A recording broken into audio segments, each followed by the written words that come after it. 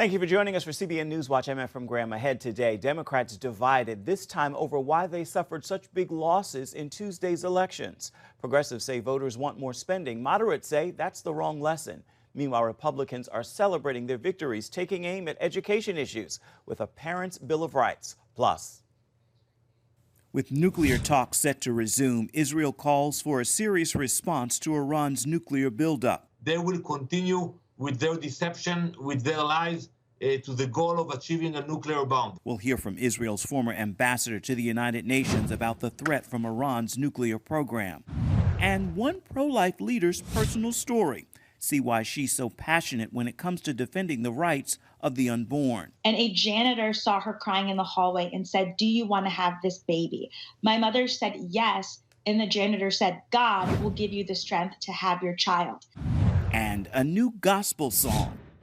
If you ever go to pieces, fall between the thunder clouds, I will put you back together. I won't let you down. It's getting a lot of buzz, but you may never guess why. All those stories and more are next. This is CBN Newswatch. And we begin in Washington, where progressives and moderate Democrats are divided again, this time by what led to Tuesday's election results, with Republican victories in Virginia and elsewhere.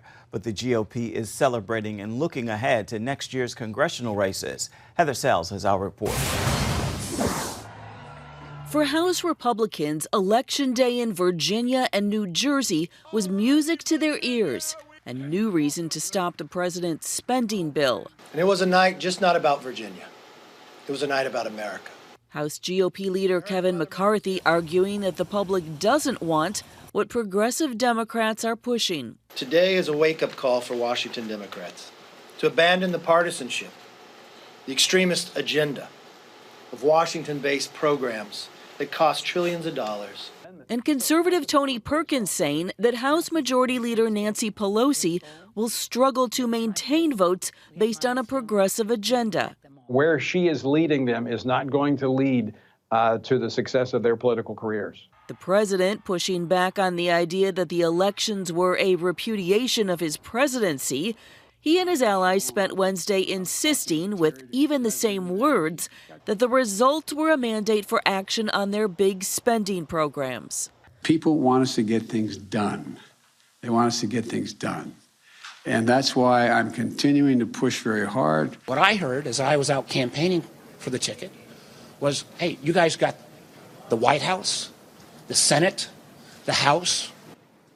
When do you get more things done? But moderate Democrats take the opposite view. Centrist Democrat Senator Joe Manchin, who has slowed negotiations on the massive $1.75 trillion bill, said that Virginia voters proved that they have the same concerns he does about government spending and inflation, and about moving the spending plan along too fast.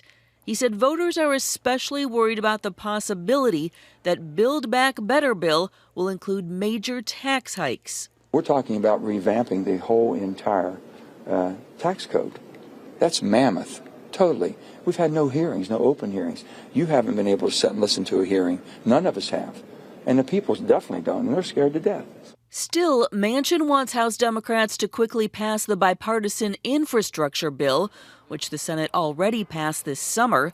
This as House Republicans are re-energized to take the House next year. On Wednesday, they announced they've added 13 more incumbent Democrats to their list to target in next year's elections, bringing their total to 70.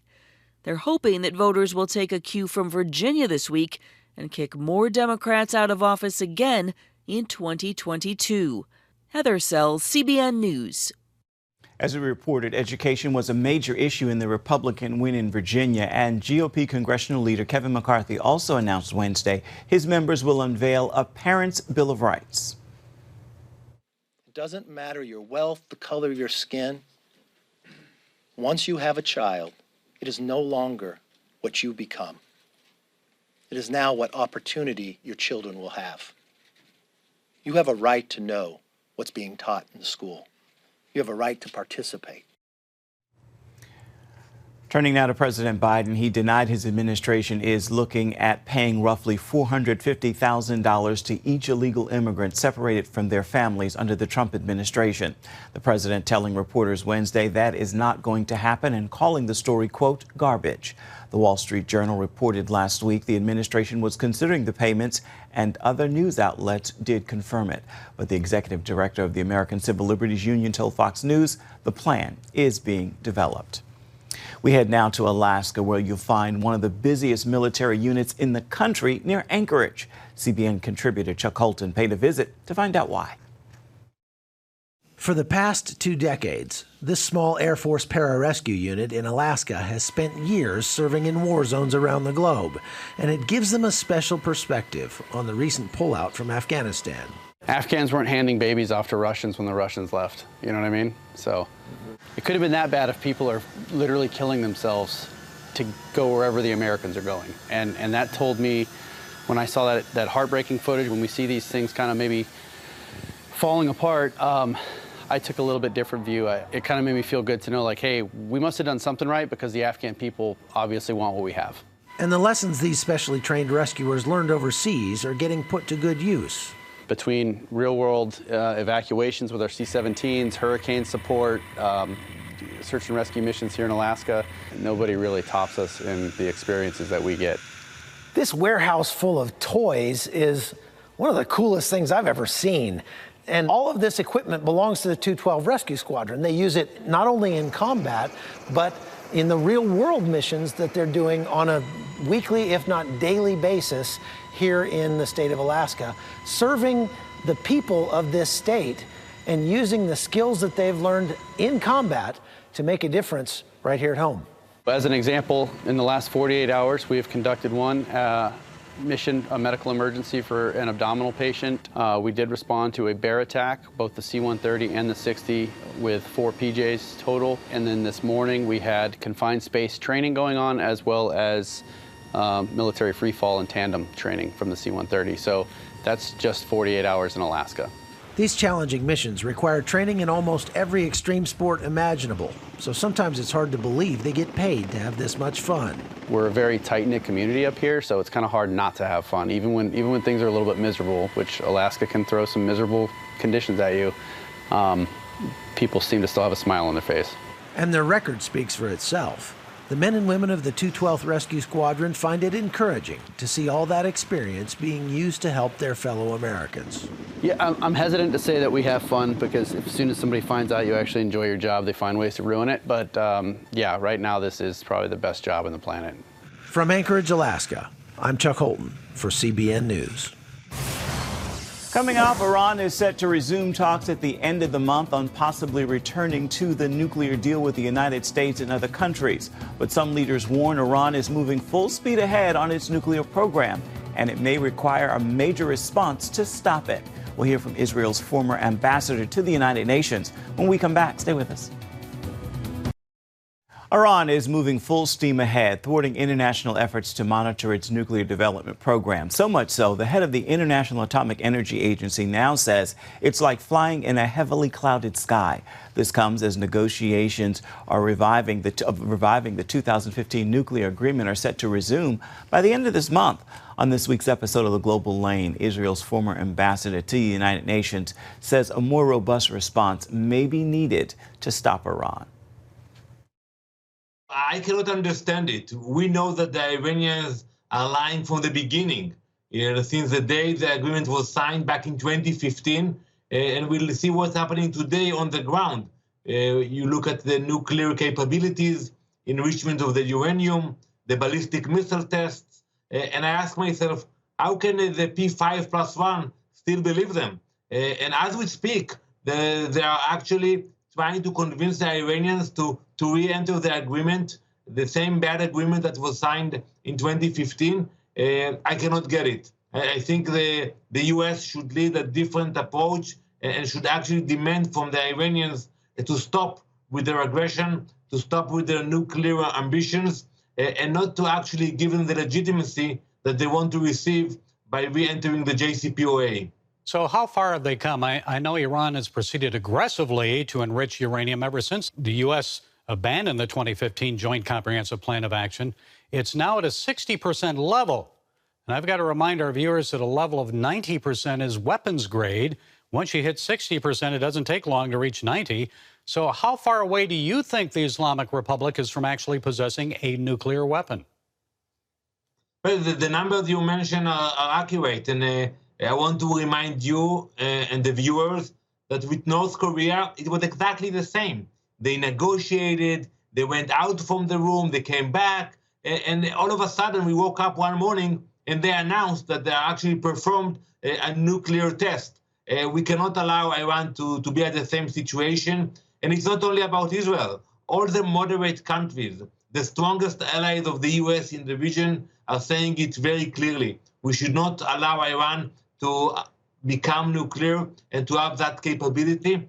And that's why we, in Israel, we are determined to block them, even if it means it will be only us fighting against their ambitions. Well, I wanted to ask you about that because both President Biden and U.S. Secretary of State Antony Blinken insist that Iran will not be allowed to develop a nuclear weapon on their watch. But do you really believe them? How sincere is the U.S. commitment to prevent Iran from doing so?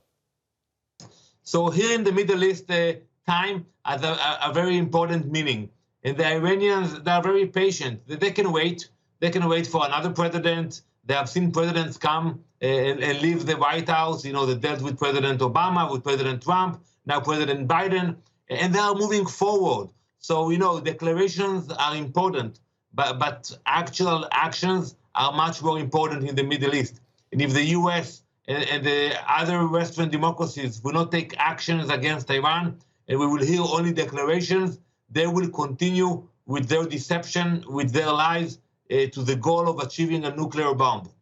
I think the key is deception, what you said. And we saw long gas lines recently in Iran just last month after a cyber attack occurred against their fuel supply. And that came just a few days, I guess, after Iran launched missiles against U.S. troops in Syria. And your country's been preparing its Air Force for a possible strike against Iranian nuclear facilities. So is diplomacy dead at this point? Is the military option the only one that remains? What's the best way to resolve this nuclear dispute at this point? I think we should apply more pressure. We should reinstate the sanctions. They were very effective back when Trump was in power. I think we should look at other economical measures. And I have to say very clearly, we have nothing against the Iranian people. They are suffering from the regime, but we have to apply more pressure against the regime, personal sanctions, and I think that would be the best way to convince them. If there will be no other choice, we also leave the military option on the table. Well, it seems like we're heading down that road. As you said, it's delay, build, delay, build. How much longer do you think it's going to be? How much time do you have? So I think what we are seeing now that they are acquiring the capabilities, and when they will decide to race, it can be very fast. So that's why even in Israel, as we speak, the parliament is voting on the budget for the year of 22.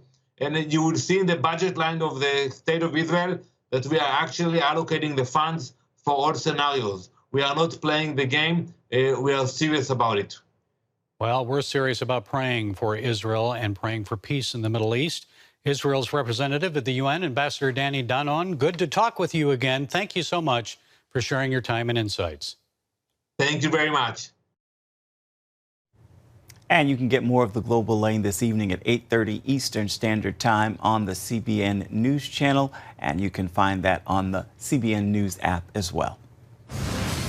Still ahead, one woman's life-changing moment on abortion and how it redefined her life's passion and purpose. We'll hear from her right after this.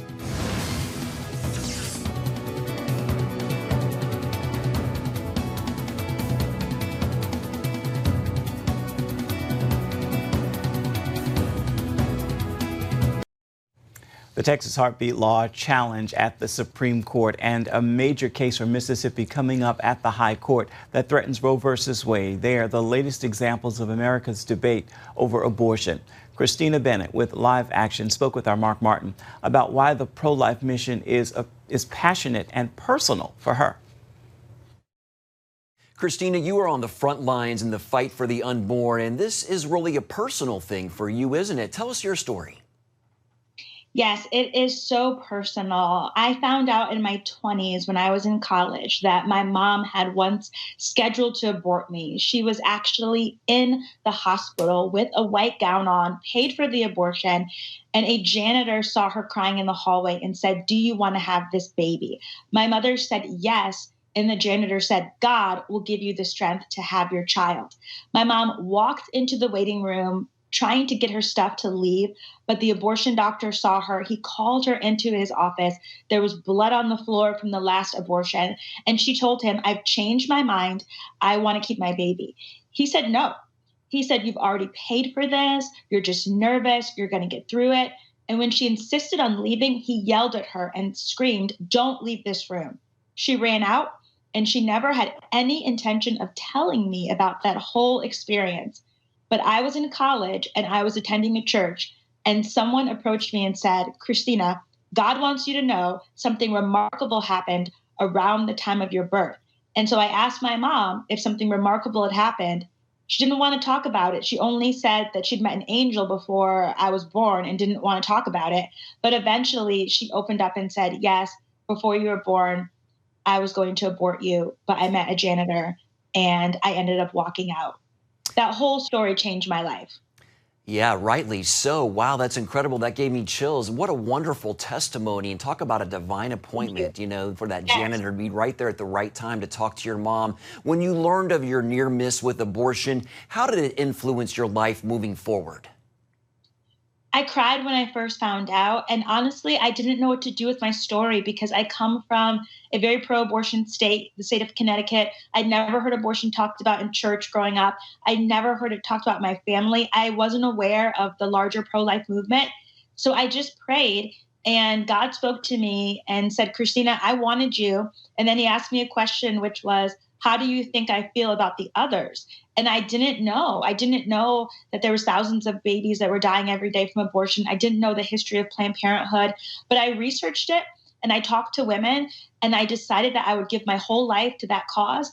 And I'm 40 now, and I started when I was in my early 20s. And ever since that moment, I have fought for the ending of abortion. I have fought to save lives. I have worked at pregnancy centers. I have worked in political ways. I work right now for Live Action as a news correspondent.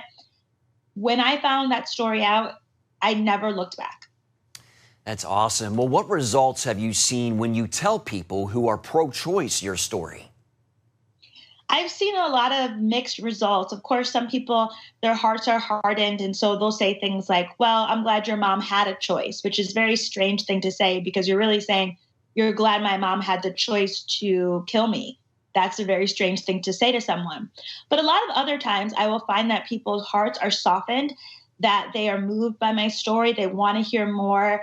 They are personally touched by it. I have seen babies saved. I have seen women choose life. I have seen women choose adoption through conversation with them. So I've seen a lot of different results, but mostly hopeful, mostly encouraging. I think people really respond well to personal stories.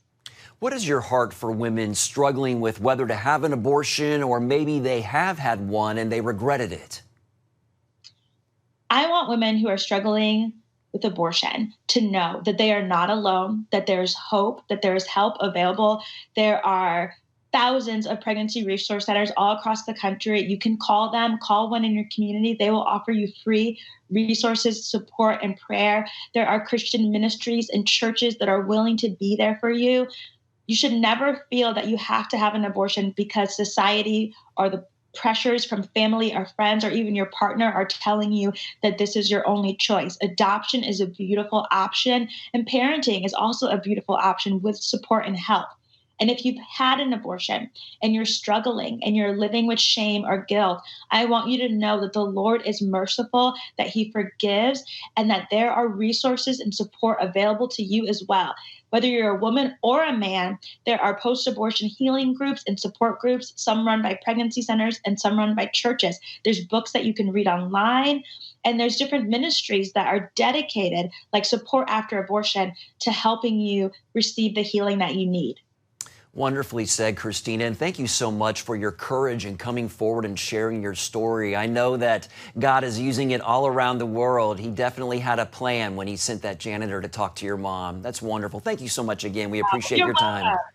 Thank you. Thank you again for having me. You bet. Blessings to you. Coming up, a technological first in Christian music that you don't want to miss hearing. Find out when we come back. If you ever go to pieces, fall between the thunder clouds, I will put you back together. I won't let you down. You may be wondering who you'd be if I never met you and you never found me. That's why I died, you see. So won't you give me your life? For the rest of your life, I want to have it all with you. I want to have it all with you. Believe it or not, you're listening to the newest gospel artist. He's digital, created using artificial intelligence. The digital artist is named JC, and his song is called Biblical Love. Relevant Magazine reports it is the first gospel song ever written by an algorithm. For more on this story, be sure to follow our social media and let us know what you think. Time now for your Thursday Thankful, and today I want to leave you with this prayer of gratitude. Father, thank you for your faithfulness to me. You are patient and consistent, even when I'm impatient and inconsistent. In the words of a familiar song, great is your faithfulness towards me. You're always providing for me. Great is your grace. With that word, be sure to fill this entire day with gratitude. That is a wrap for this edition of CBN News Watch. Thank you so much for watching. I want to remind you that you can always get more of our CBN News programs on the CBN News Channel. You can find them there at any time, as well as online at cbnnews.com. We would love to know what you think about the stories you've seen here today. You can email us. The address is right there at the bottom of your screen, newswatch@cbn.com. And of course, you can always reach out and touch us on Facebook, Twitter, and Instagram. Thank you for your company today. We look forward to seeing you right back here, same time tomorrow. Be sure to have yourself a thankful Thursday, everybody. Goodbye and God bless.